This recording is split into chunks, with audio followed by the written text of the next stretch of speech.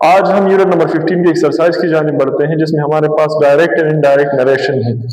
हम समझने की कोशिश करेंगे कि नरेशन क्या होता है, फिर डायरेक्ट स्पीच क्या होता है और इनडायरेक्ट स्पीच क्या होता है। सबसे पहले हमारे पास नरेशन है, हम नरेशन को इंट्रोड्यूस करा लेते हैं कि नरेशन क्या होता है। तो कहते हैं कि narration is the way we report और कन्वे समवन्स स्पोकन वर्ड्स। आप अपने पास नोट कर लें। तो नरेशन की डिफिनीशन यही है कि नरेशन हमारे पास एक तरीका है या एक मेथड है जिसके जरिए हम किसी और के बताए हुए अल्फाजों को कन्वे करते हैं, उनको हम दूसरे लोगों को पहुंचाते हैं या फिर उनको रिपोर्ट करते हैं। सही है, तो ये हमारे पास नरेशन की डिफिनीशन हो गई। अब हम डायरेक्ट स्पीच क्या है, इनडायरेक्ट स्पीच क्या है उसको समझते हैं कि डायरेक्ट नरेशन क्या होता है और इनडायरेक्ट नरेशन क्या होता है। सबसे पहले हमारे पास है जी डायरेक्ट नरेशन। तो डायरेक्ट नरेशन को डिफाइन करने के बाद हम इसको समझने की कोशिश करते हैं। सबसे पहले हमारे पास पॉइंट है कि डायरेक्ट नरेशन जो है तो the exact words of the speaker, जो स्पीकर ने जो बोलने वाला है उसके जो अल्फाज हैं वो एग्जैक्ट अल्फाज हम दूसरे बंदे को कन्वे करते हैं। सही है, डायरेक्ट नरेशन में। फिर हमारे पास दूसरा है कोटेशन मार्क्स आर यूज्ड, उसके जो अल्फाज हैं उसके लिए हम कोटेशन मार्क्स यूज करते हैं। हम एग्जांपल में समझने की कोशिश करेंगे कि ये कैसे होता है। फिर है the tense and pronoun remain the change, हमने टेंस में और प्रोनाउन में तब्दीली नहीं करनी, जो उसने कहा है उसको हमने आगे कन्वे कर देना है। आपने कोई भी चेंज या कोई भी जो है तो आपने उसमें तब्दीली नहीं करनी, ना तो आपने प्रोनाउन को चेंज करना है और ना ही आपने टेंस को तब्दील करना है। अब हम जो है तो एक एग्जांपल लिख लेते हैं, एग्जांपल से आप लोगों को बेहतर तरीके से समझ आएगा। एग्जांपल हमारे पास है कि she said I am happy, उसने कहा कि वो खुश है। उसने कहा कि मैं खुश हूं। सही है ना, she said I am happy, उसके जो एग्जैक्ट अल्फाज हैं वो हमने लिखे हैं और हमने कोटेशन मार्क्स भी पुट कर दिए हैं, हमने प्रोनाउन की तब्दीली भी नहीं की। सही है ना, तो ये हमारे पास होता है जी डायरेक्ट नरेशन। डायरेक्ट नरेशन तो आप लोगों को समझ आ चुका होगा कि हमने स्पीकर के कहे हुए अल्फाज को एग्जैक्टली लिखना है, उसमें कोटेशन मार्क सेट करने हैं और टेंस और प्रोनाउन की तब्दीली उसमें नहीं करनी। अब हम इनडायरेक्ट स्पीच को भी समझ लेते हैं कि इनडायरेक्ट स्पीच हमारे पास क्या होता है या इनडायरेक्ट नरेशन क्या होता है हमारे पास। सही है, नंबर 2 पे हमारे पास है जी, हम इधर लिख लेते हैं। चलो अच्छा, अब हम इनडायरेक्ट स्पीच या इनडायरेक्ट नरेशन को भी इंट्रोड्यूस करा लेते हैं कि ये क्या होता है। इनडायरेक्ट नरेशन जो हमारे पास होता है, डायरेक्ट को तो हमने समझ लिया, इनडायरेक्ट क्या होता है। The meaning of the sentence remain the same but the structure changes. Sentence का जो हमारे पास मीनिंग होगा वो अनचेंज रहेगा, उसमें कोई तब्दीली नहीं आएगी, मतलब उसका मीनिंग जो है तो सेम रहेगा। जिस तरह इस सेंटेंस का मीनिंग था इसी तरह सेंटेंस का मीनिंग वही रहेगा, लेकिन उसका जो स्ट्रक्चर है वो चेंज हो जाएगा इनडायरेक्ट नरेशन में। सही है, अब वो कैसे चेंज होता है आप उधर नजर दौड़ाएं।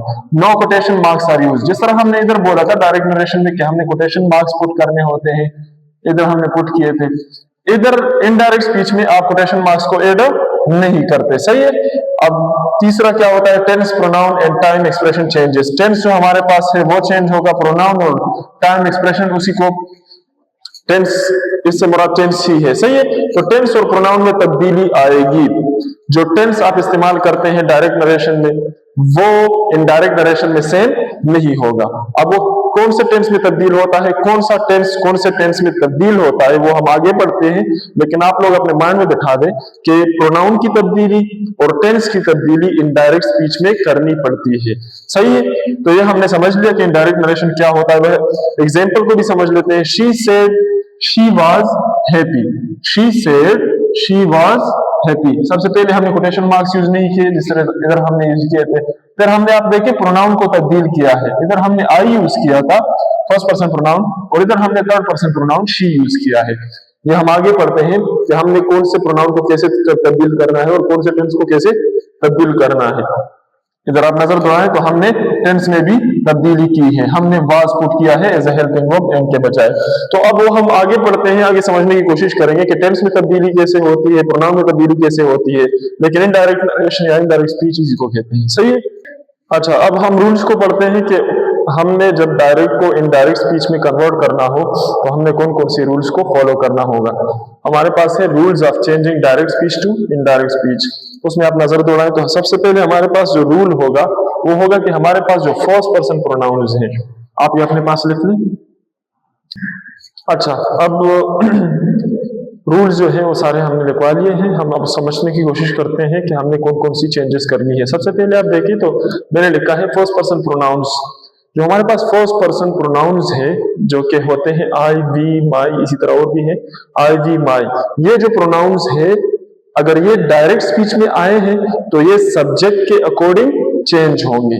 आमतौर पे हम उसको थर्ड पर्सन प्रोनाउंस में चेंज कराते हैं। वो हम एग्जांपल में समझने की कोशिश करेंगे। आप अपने माइंड में बिठा दें कि अगर डायरेक्ट नरेशन में आई, वी, माई इस तरह के प्रोनाउंस आए हैं फर्स्ट पर्सन प्रोनाउंस, तो उनको हम चेंज करेंगे अकॉर्डिंग टू द सब्जेक्ट। दूसरा हमारे पास है second person pronouns. Second person pronouns जो हमारे पास होते हैं यू, यूर, इसी तरह और भी हो सकते हैं, उनको भी हम चेंज करेंगे थर्ड पर्सन प्रोनाउन में। आमतौर पे हम थर्ड पर्सन प्रोनाउन में उनको चेंज करते हैं। अब वो कैसे करते हैं वो भी आप लोगों को एग्जांपल से समझ आ जाएगा, सही है। तो सब्जेक्ट के अकॉर्डिंग वो भी चेंज होंगे। थर्ड हमारे पास रूल है कि थर्ड पर्सन प्रोनाउंस जो हमारे पास होते हैं ही, शी, दे, ये जो है हमारे पास अनचेंज्ड रहेंगे, इनमें कोई तब्दीली हम नहीं करेंगे, सही है। तो हमारे पास ये इनडायरेक्ट स्पीच में या इनडायरेक्ट नरेशन में जब हम डायरेक्ट स्पीच को कन्वर्ट करते हैं तो उसके लिए ये हमने चेंजेस करनी होती है। आप इधर नजर दौड़ाएं।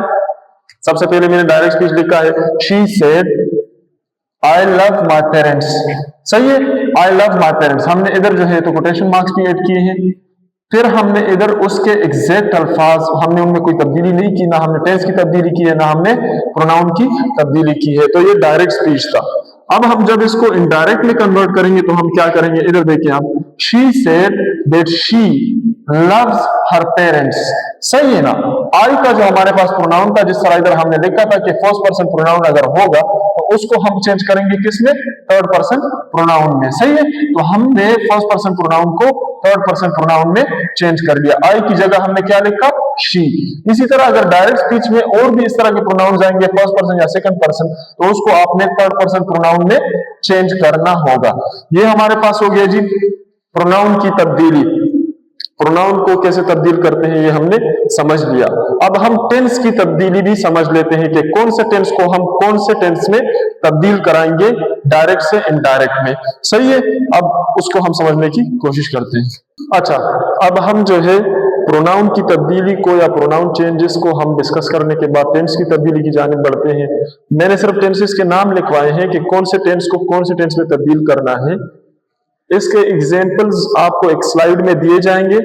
आपने उन एग्जाम्पल्स को अपने पास नोट करना है और उन पे जो है तो हम क्लास में डिस्कशन करेंगे, सही है। क्योंकि हमारे पास टाइम इतना नहीं है और डायरेक्ट इनडायरेक्ट स्पीच का जो लेक्चर है ये बहुत ही ज्यादा लेंथी है। इसमें हमारे पास इंपेरेटिव सेंटेंसेस भी है, इसमें हमारे पास जो है तो और भी बहुत सारी चेंजेस जो है तो हम करते हैं। टाइम जो है तो टाइम को भी चेंज किया जाता है, अल्फाजों का जो चुनाव होता है उसको हम चेंज करते हैं।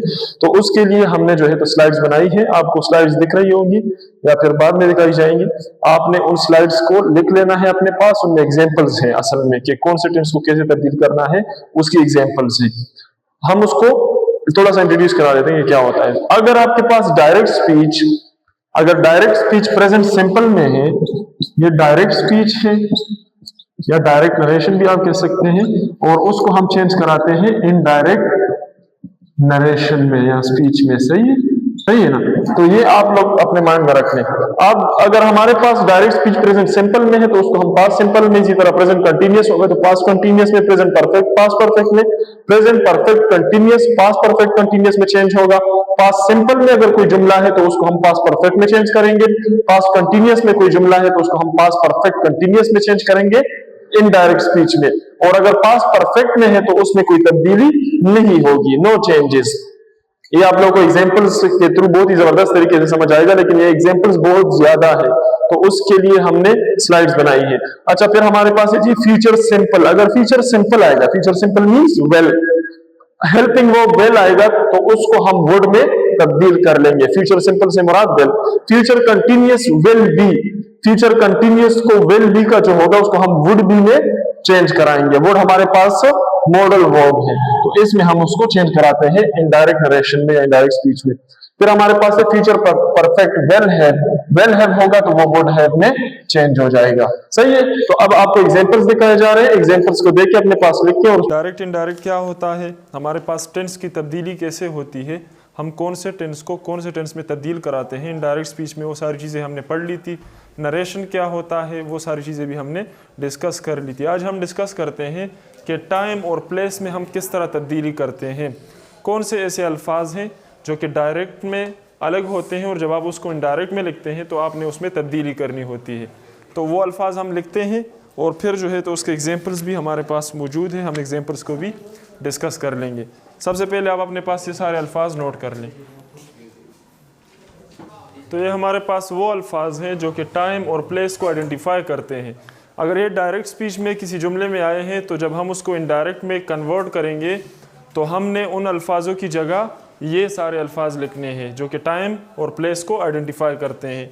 नाउ की जगह देन आएगा, टुडे की जगह दैट डे आएगा, टुमारो की जगह द नेक्स्ट डे और द फॉलोइंग डे आएगा। इनडायरेक्ट स्पीच में जब हम बात कर रहे हैं, सही है, डायरेक्ट स्पीच में ये अल्फाज होंगे। जब हम उसको इनडायरेक्ट में कन्वर्ट करेंगे तो हमने उनकी जगह ये अल्फाज लिखने हैं। फिर हमारे पास है yesterday, the previous day, the day before, next week, the following week. इसी तरह हमारे पास और भी है, here, there, this, that, these, those.